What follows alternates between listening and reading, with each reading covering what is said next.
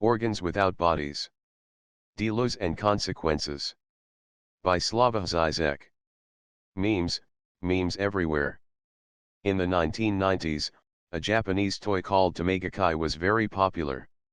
It reduced the other with whom we communicate, usually a pet animal, to a purely virtual presence on a screen. The game played with it involves acting as if there is a real, living creature behind the screen. We get excited, cry for it, although we know very well that there is nothing behind, just a meaningless digital network. If we take seriously what we just said, we cannot avoid the conclusion that the other person with whom we communicate is ultimately also a kind of Tamagotchi.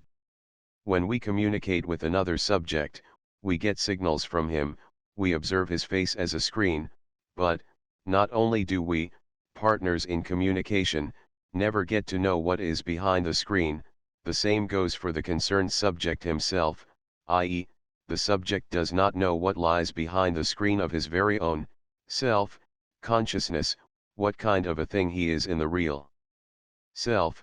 Consciousness is a surface screen that produces the effect of depth, of a dimension beneath it. And yet, this dimension is accessible only from the standpoint of the surface, as a kind of surface effect.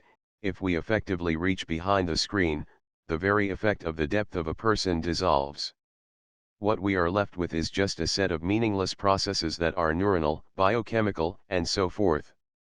For that reason, the usual polemics about the respective roles of genes versus environment, of biology versus cultural influence, of nature versus nurture, in the formation of the subject misses the key dimension, namely, that of the interface that both connects and distinguishes the two. The subject emerges when the membrane, the surface that delimits the inside from the outside instead of being just a passive medium of their interaction, starts to function as their active mediator. The conclusion is then that, even if science defines and starts to manipulate the human genome, this will not enable it to dominate and manipulate human subjectivity. What makes me unique is neither my genetic formula nor the way my dispositions were developed due to the influence of the environment, but the unique self-relationship emerging out of the interaction between the two.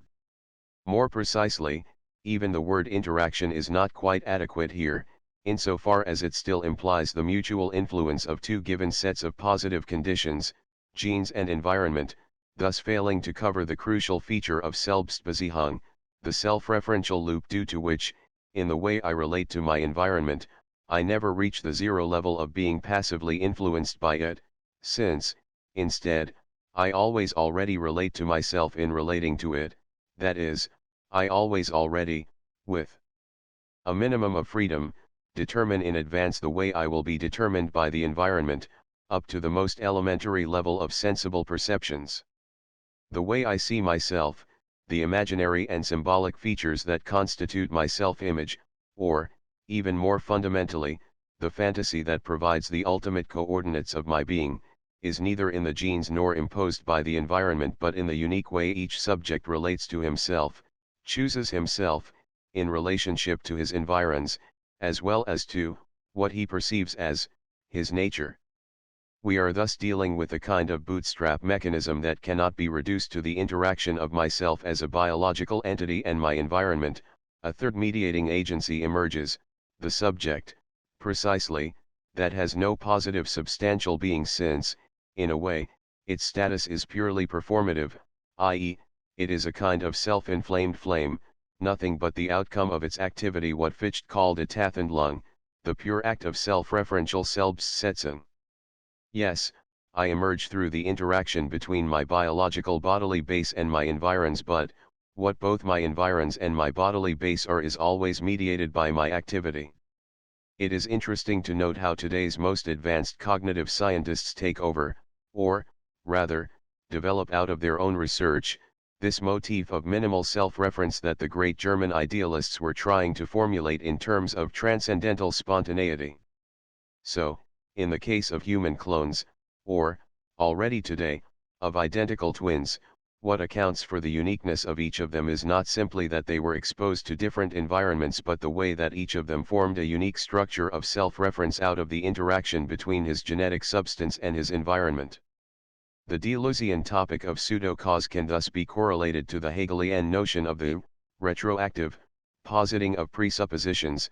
The direct causality is that of the real interaction of bodies, whereas the pseudo-causality is that of retroactively positing the agent's presuppositions, of ideally assuming what is already imposed on the agent. 1. And what if this also accounts for the emergence of the subject as a free/autonomous agent? The only real causality occurs at the bodily level of interacting multitudes, while the subject acts as a pseudo-cause that creates events in an autonomous way. Again, Deleuze here comes unexpectedly close to Hegel. In the modern sciences, this closed circle of the self-referential positing of the presuppositions, which Hegel already perceived as the fundamental characteristic of a living entity, is designated as autopoiesis, in a kind of retroactive loop. The result, the living entity, generates the very material conditions that engender and sustain it. In the tradition of German idealism, the living organism's relation to its external other is always already its self-relationship, i.e., each organism posits its presupposed environment. The problem with this autopoietic notion of life, elaborated by Maturana and Varela in their classic Autopoiesis and Cognition, does not reside in the question does this notion of autopoiesis effectively overcome the mechanistic paradigm, but, rather, in the question how are we to pass from this self-enclosed loop of life to self-consciousness. Self-consciousness is also reflexive, self-relating in its relationship to an other. However, this reflexivity is thoroughly different from the organism's self-enclosure. A self-conscious living being displays what Hegel calls the infinite power of understanding, of abstract, and abstracting, thought. It is able, in its thoughts, to tear apart the organic whole of life, to submit it to a mortifying analysis, to reduce the organism to its isolated elements. Self-consciousness thus reintroduces the dimension of death into organic life. Language itself is a mortifying mechanism that colonizes the organism. This, according to Lacan, is what Freud was after in his hypothesis on the death drive. It was, again, already Hegel who formulated this tension, among other places, at the beginning of the chapter on self-consciousness in his Phenomenology of Spirit, in which he opposed the two forms of life qua self-relating through relating to the other, organic biological, life and self-consciousness.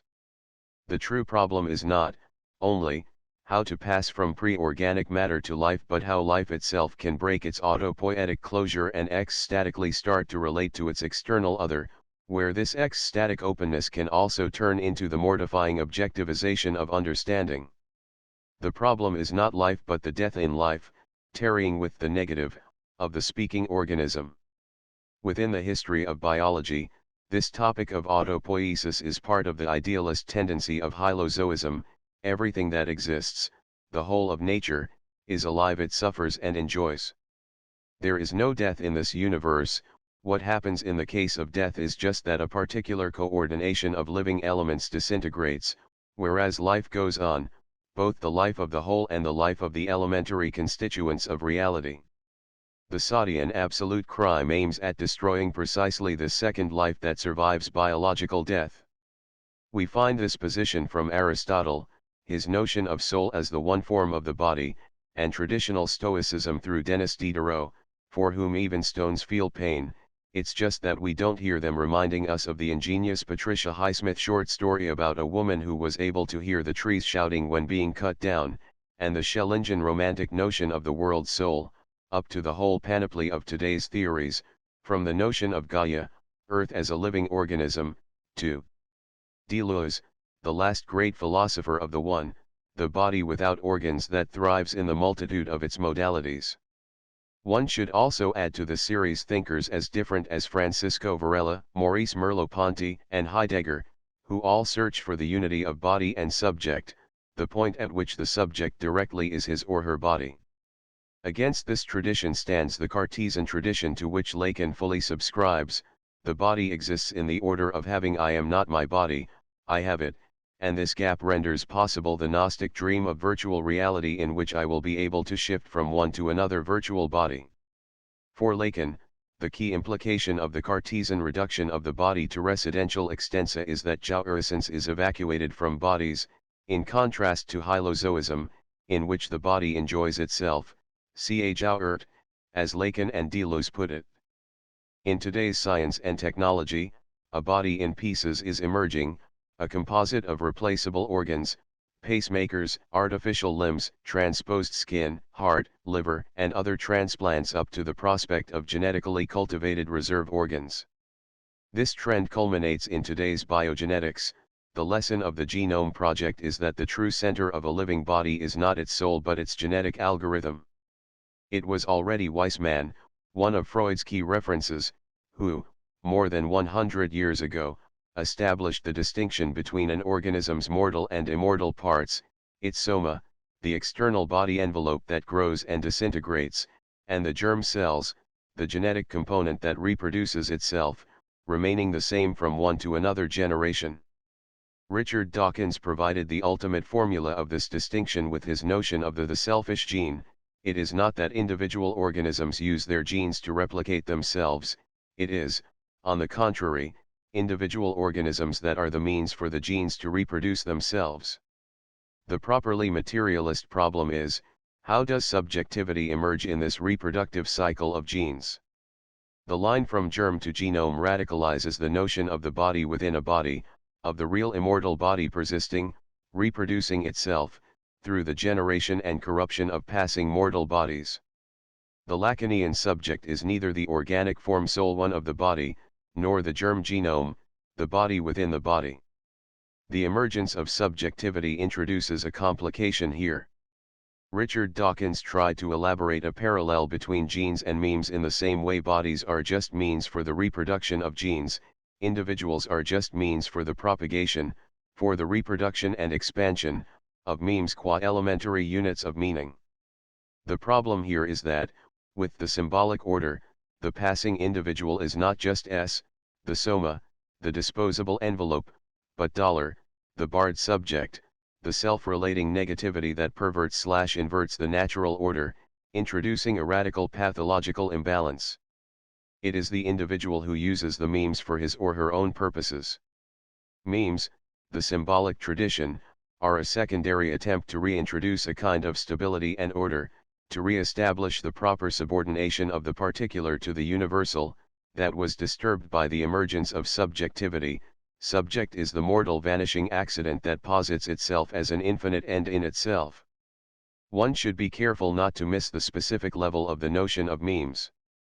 A meme spreads neither because of its actual beneficial effects upon its bearers, say, those who adopt it are more successful in life and thus gain an upper hand in the struggle for survival, nor because of its characteristics that make it subjectively attractive to its bearers. One would naturally tend to give privilege to the idea that promises happiness over the idea that promises nothing but misery and renunciation.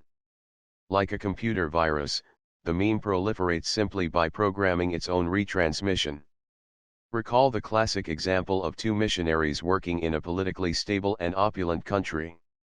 One says, "The end is near, repent or you will suffer immensely," whereas the other's message is just to enjoy a happy life.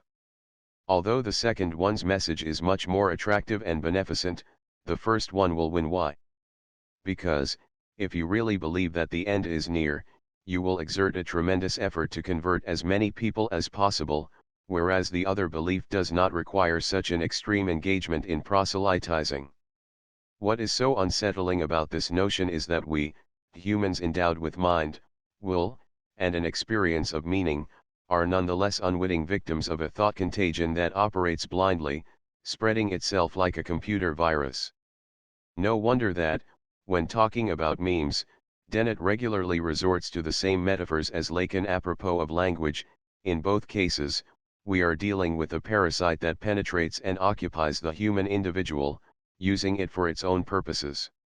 And, effectively, does memetics not discover the notion of a specific symbolic level that operates outside, and, consequently, cannot be reduced to, the standard couple of objective biological facts, beneficent real effects, and subjective experience, the attraction of the meaning of a meme. In a liminal case, an idea can spread even if, in the long term, it brings only destruction to its bearers and is even experienced as unattractive. Is there not a surprising parallel between this notion of memes and the Marxist Hegelian notion of alienation? In the same way memes, misperceived by us, subjects, as means of our communication, effectively run the show. They use us to reproduce and multiply themselves, productive forces, which appear to us as means to satisfy our needs and desires, effectively run the show. The true aim of the process, its end in itself, is the development of the productive forces, and the satisfaction of our needs and desires, i.e., what appears to us as the goal, is effectively just the means for the development of the productive forces. This reversal, unbearable to our narcissism, is paradigmatic of modern science, of its production of knowledge that is, in a way, too traumatic to be incorporated into the beliefs which structure our daily lives. Already, quantum physics can no longer be understood, its results cannot be integrated into our everyday view of reality. The same goes for biogenetics. Although we accept its truth, we simultaneously maintain toward it the attitude of fetishist disavowal. We refuse to believe not in a religious doctrine beyond scientific knowledge but in what scientific knowledge itself is telling us about ourselves.